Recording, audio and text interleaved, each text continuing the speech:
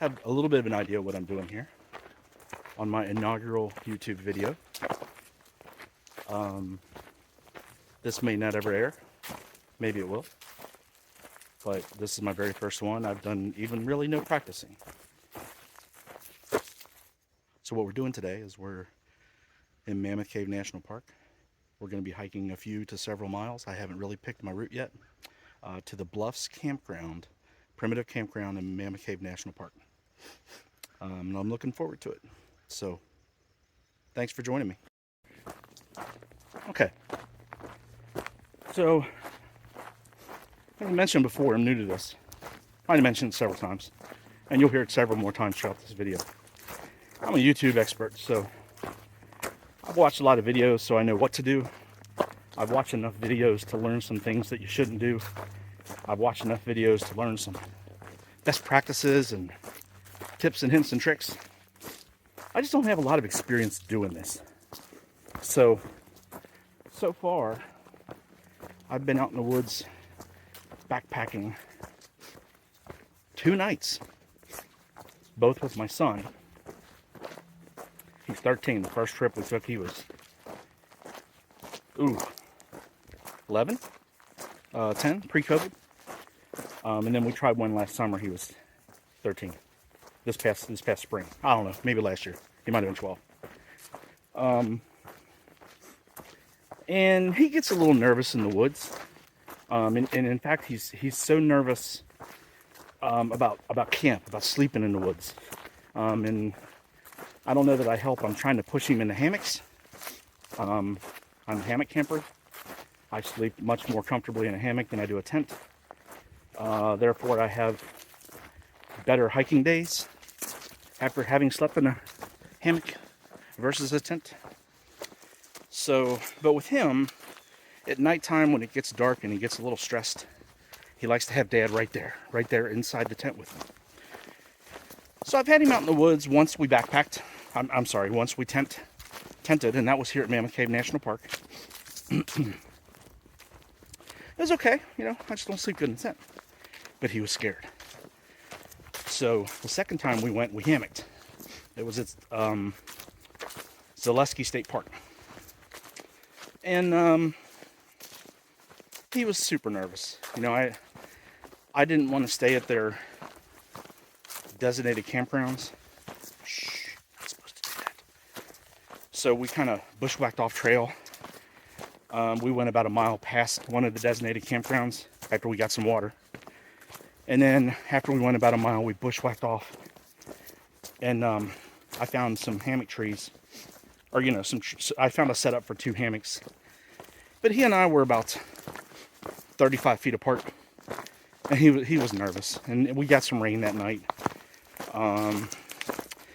I foolishly didn't set up some drip lines, so his hammock got, he started to get a little bit wet at the top right as the sun came up. So it wasn't a rain out, it wasn't horrible. Wasn't ideal when I'm trying to get him used to this stuff. So, back on point. Since I'm by myself this time, and I'm not really, and part of that other meander was that he gets so nervous about sleeping in the woods that when we're hiking, he gets nervous. He's nervous. He's not nervous to walk in the woods, but he's thinking about the sleeping and the sleeping out in the woods, and he starts getting nervous. So when we've gone on our trips, I'm just kind of paying attention to him, all about making him comfortable, asking him if he's okay. Do we need to stop? Is the pack comfortable? Do we need to adjust things? And it kind of, not noticing until right now on this solo trip that I'm taking, that it takes my mind off me. So now back on point. I'm doing this solo trip. I'm realizing that, I have a Gregory. I just blanked. I'll come back to this. But I have a Gregory pack. It's a nice pack. But I'm very broad-chested. I have movies. I don't plan to show you that on video, but there may be an angle or two where you can tell. And I'm realizing that these straps two things I'm realizing. The straps just, they don't come down like they do on a lot of people a lot of thinner people, a lot of average people, a lot of smaller people than me. So they're cutting, and I've made several adjustments. It's not totally uncomfortable. I'm kind of thinking that's going to happen with the pack this heavy and with me being out of shape and large. But I also have to say that I see people with these water bottle holders, and they're not up here next to their ear. They're here. And I see people with the Zoleo that's not up here where I can hardly see it. It's down here. And on these straps, there's really no other option I had. I just think it's because I am a bigger fella, very broad chest, where I guess you can see right there, this strap would probably have already been coming down to where this water bottle would be down more. Don't know what I was trying to do there. So, you know, getting a little sidetracked now because I'm at a pass here. So, okay, so this is what I was talking about. I'm 9/10 of a mile to the Turnhole campsite, but where I have to go is 2.2 Sal Hollow campsite. So I'm making such good time. I'm going to be able to see the Turnhole campsite. Hopefully I don't bother anybody if they're there. I'm going to be able to go back down this trail toward my campsite, but I'll be able to stop at Sal Hollow, then make it to the Bluffs campsite and we'll be doing good. So I haven't looked at how many miles I've gone. I'm just casually walking, but I'm making good time. And that's really, really nice because I don't have, I don't have a sense for, is it 1.5 miles an hour, and I know that varies by terrain, 2 miles an hour, 2.5 miles an hour. I know that varies by terrain. But what I hope to get out of this trip, since I knew there was a couple of different ways I could get to my campsite without having to walk a lot of miles, I was hoping I could get out of this where I could just take a leisurely trip, average pace, not have this anxiety that I have to get to camp, like I've had when I've gone out with my boy. Generally, when he and I have gone out, we've made camp pretty early because I have this anxiety that we have to go. And I get kind of frustrated if we want to stop and, take off our packs and take a breather. And that's just kind of senseless. You either need to get used to the fact that you don't have to do that, or you have to plan your mileage once you know what you're doing to where you know you can do that, and there's no need to get anxious at all.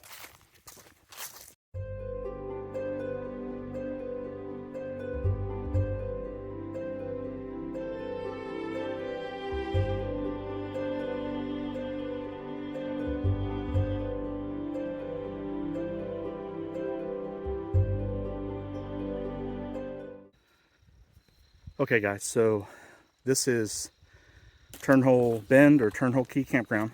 I can't remember which. I think it's a bend. I'm actually standing on the back side of it. We came in through up there. Fingers blurry. Up there. So I just came down here and thought I'd give you kind of a lay of the land. Not good quality video right there. Not real close, but we'll walk through camp here in just a second. So I do want to point out, I don't know how they'll show here on the camera, but you get several hammocks back here. Of course, you do have your tent pad right there. Pretty darn flat. Don't see too many issues staying there. You've got lantern post, light post, whatever those are designed to really do. You have a fire pit with possibly a busted or bent grate that you can set over there if you want to put anything on that. Got some sitting area here with some logs.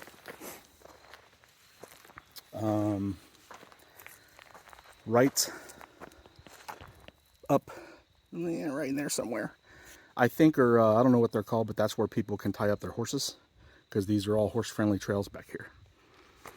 Now, as I turn around, That's where I started the video, right there. And there's a trail that goes down over the hill. And we're pretty close to the Green River. So I think it'd be a little bit of a haul. Totally guessing. Quarter mile down, quarter mile back, obviously. Total guess. Just looking at the map, but I suppose if you really needed some water, you could get down there and do that. I think that's where that trail goes. I'm not sure. So, Turnhole Bend, campsite. And fall in Kentucky is just beautiful. I'm not going to say it's the most beautiful place in the world, but it's beautiful. And we've had unseasonably low temps for the last 3 to 4 weeks. And things are already starting to turn. Leaves are already on the ground. Right now in this tunnel, I guess maybe you can see a little color. Not a lot. It's mostly green.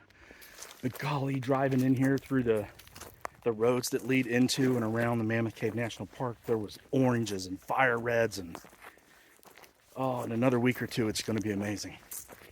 So that's my take on being a naturalist, maybe. Just the fact that it's pretty. Also the fact that, aside from being pretty, we got a little tiny little hill right there. I got some achy knees when I'm carrying 39 pounds. Oh, by the way, I'm carrying 39 pounds. I'm hauling in just short of a gallon of water because the research I did said that the water sources may be dry. I'm not actually sure how close my campsite is to maybe head down and bushwhack to the Green River and get water. There is water in the Green River, but I don't know that there's water around where I'm camping or on any trail that I'm taking. So I'm packing in 3 1-liter bottles, 1 700 milliliter bottle, which is just short of a gallon of water.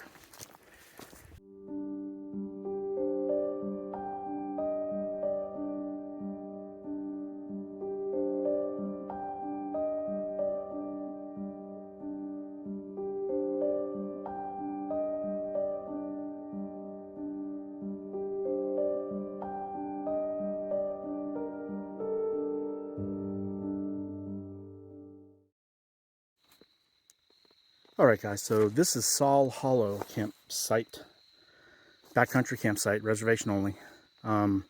It's pitched. It goes down here a little bit. Not really a flat site for a tent here. I mean, that might look flat in the camera, but it's sloped enough to be a miserable night probably. They don't have a fire pit like the other campsite. They just have this. So this is far more primitive. You have a little tiny tent.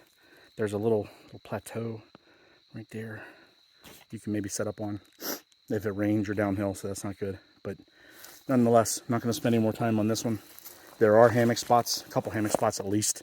But of course, you're out here in the woods, there's a ton of hammock spots around. So on to the bluffs.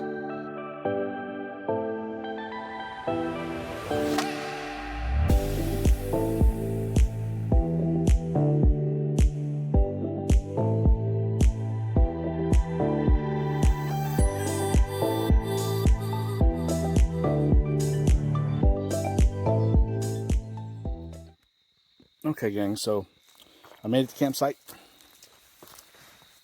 The trail down starts off really easy. Then there's a grade that gets a little more technical, and then there's a pretty technical steep little descent down to the campsite around some giant boulders. So right now you're looking at a trail that might go down to that ravine. Like, that's looking across the hill. There's a ravine there. I'm sure there's water running when there's water running. Probably not tonight, I'm not sure. But I'm going to turn around now so you can see this campsite. So you can see up there, there's Rock Bluffs. The Bluffs campsite, that's what it's called, the Bluffs campsite.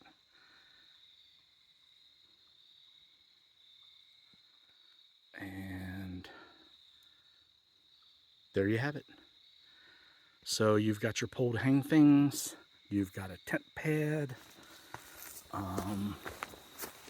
on the other side of the site from where you come in, by the way.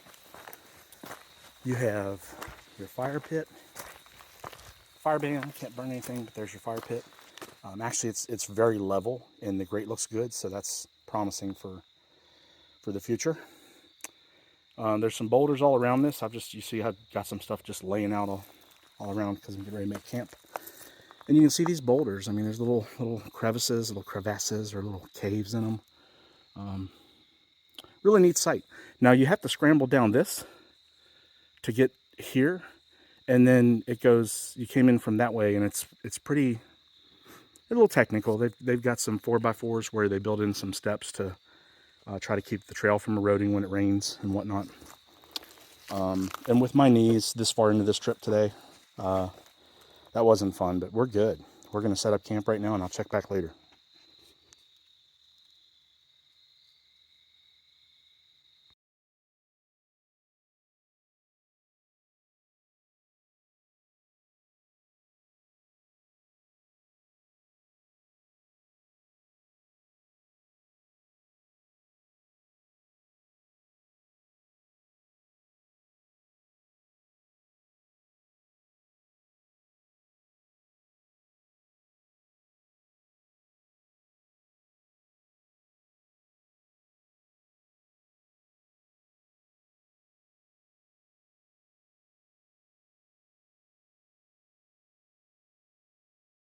Good morning. Well, it is 9:23. I've been up off and on since 8, but I've stayed in the hammock because it was nice and warm. No fire. A fire ban last night, so couldn't burn fire. So I went into the hammock at 8 o'clock last night. Drifted off to sleep a little bit. Woke up at like 10, watched a movie, and then drifted off back to sleep again. So what I wanted to do this morning is first of all come over here and see what the low temp was last night. It's pretty chilly right now, but it feels fine. That if you saw that was my light. I don't think you can see that, but I string up some really lightweight lights. At least I did last night. So let's see what we got. Low was 37.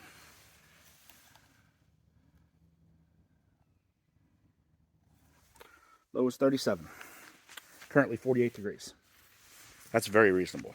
I think by the time I get to the car today, which is a very short hike out, which, here's the light. There's the light. It's sag over the evening. It's a very short hike out. It's just a little over 3 miles, which I'm thankful for because my legs are shot. But by the time I get to the car, it'll probably already be in the 60s. I think it's supposed to get to 74 or something down here today. It's just such a pretty cool site here. You feel like because of those bluffs, you're in a hollow. But you're not. You're just down in a little flat area below those bluffs. Because beyond that, there's a big ravine, which I said, last night is probably has some water source when the season's a little bit different.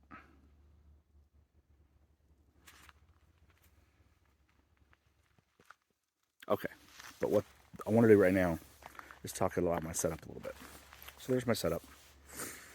That is a 13-foot wide Dutch wear gear tarp with the pole mods, internal pole mods. I purchased the poles on Amazon per some other people's suggestions. They told me what to do. I'm not the expert at this. And it just saved a little bit of money versus buying them from Dutch. I think the Amazon poles are a little heavier, but these work great for me. So that tarp is a rectangle tarp. I actually have you can see there on the back side, I have those shock corded together with the other side. But I can pop those out and make it a rectangle. I can pop those out and take them down if it's kind of got a little bit of blowing rain, or I can pop them out and close them together just like a winter tarp. So a lot of things you can do with this tarp. 13 foot is large. I wanted it that way. I wanted room in case I'm stuck in cold weather or stuck in the rain. And it's not really that much of a weight penalty as far as I'm concerned. I'm not an ultralighter by any means, so I don't really care about that different weight penalty. Now, what you're looking at there is a Trailheads Gear hammock and Trailheads Gear ethereal underquilt, 900 fill power. And what you might be able to see in there as I get a little closer is that huge fluffy thing in the middle. That's my top quilt, and that is a Trailheads Gear ethereal top quilt, 900 fill power.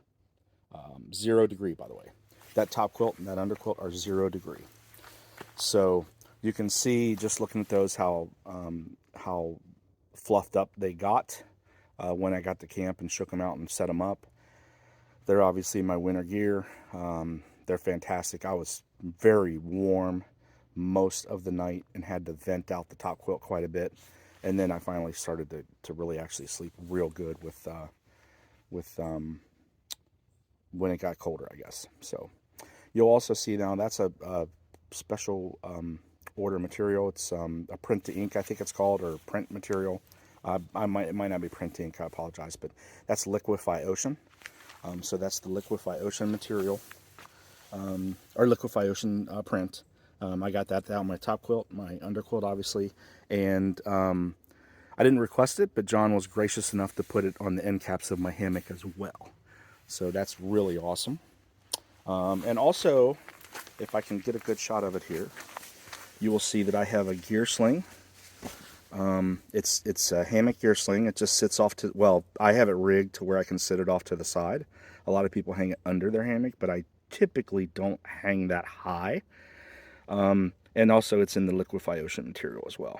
It's inside out, so it looks a little dull right now, but that was great. I put my shoes and my puffy and my shirt and a few things in it last night. So I'm sitting here having my backpacker pantry, peanut butter and banana oatmeal, and my cup of coffee.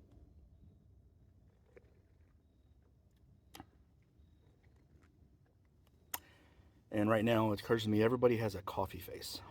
So when they take that first sip of coffee in the morning, there's a face they make. So here's mine.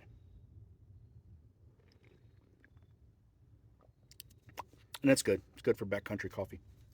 But what I'm sitting here thinking is, you know, I'm just slowly taking down my rig. I'm not in a hurry to get out of here. And I'm thinking this peanut butter and banana oatmeal comes with a banana packet.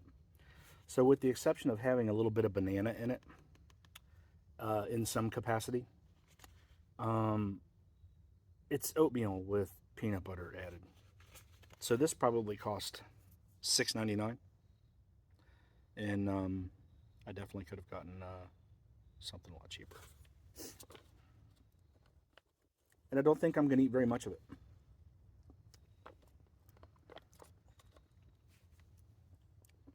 It's good though.